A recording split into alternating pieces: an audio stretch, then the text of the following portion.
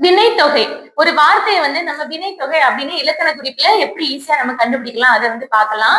இப்ப பாருங்க, ஆடு கொடி வளர் தமிழ். இதை வந்து நம்ம பிரிக்கும் போது ஆடு, வளர் தமிழ்ல வளர். இந்த ரெண்டு வார்த்தையுமே பகுதி. ஆடு பாருங்க, இது வந்து ஒரு வினை சொல். வளர் வந்து வளர், அதுவும் வினை சொல். அப்போ இந்த வினை சொல்லுக்கு வந்து பக்கத்துல என்ன வந்திருக்கு அப்படின்னா பெயர் சொல் வந்திருக்கு.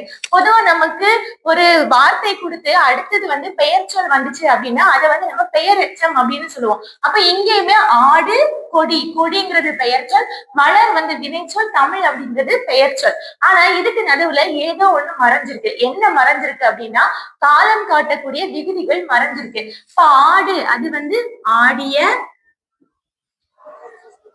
ஆடுகின்ற, ஆடும். இந்த மூன்று வகையிலுமே நம்ம பொருள் கொள்ளலாம். மூன்று காலமுமே மறைஞ்சிருக்கு.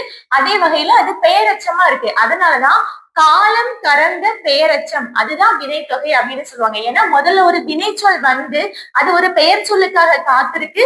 நடுவுல வந்து காலம் காட்டக்கூடிய விகுதிகள் மறைஞ்சிருக்கு. அப்ப காலம் கறந்த பெயரச்சம், அதுதான் வினைத்தொகை. ஏன்னா ஆடிய, ஆடுகின்ற, ஆடும், இந்த மூணுமே வந்து வினைகள், ஒரு ஆக்ஷன் வேர்டு. இந்த ஆக்ஷன் வேர்ட்ல காலம், டைம் வந்து மறைஞ்சிருக்கு. அப்ப வந்து அது வினைத்தொகை. அதே மாதிரிதான் வளர் தமிழ்.